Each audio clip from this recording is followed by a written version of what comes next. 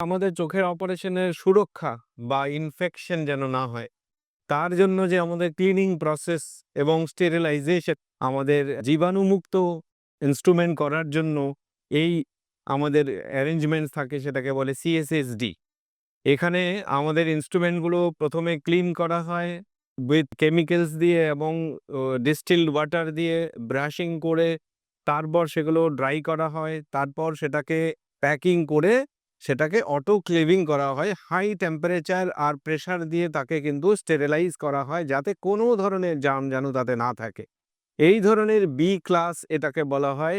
This is one of the best and the all over ওয়ার্ল্ডে কিন্তু এই ধরনের আমাদের স্টেরিলাইজেশন মেথড ইউজ করা হয়। এরকম আমাদের বি ক্লাস মেশিন রয়েছে, ফ্লাশ মেশিনস রয়েছে, যেসবে আহ, একটু তাড়াতাড়ি আমাদের যদি স্টেরিলাইজেশন দরকার হয়, আমরা করে কিন্তু এই সার্জারিগুলো করতে পারি। আর চোখের ইনফেকশনটা খুবই ডেঞ্জারাস, সেটাকে প্রোটেক্ট করার জন্য যাতে সেটা না হয়, আমাদের স্টেরিলাইজেশনটা কিন্তু খুব মাস্ট।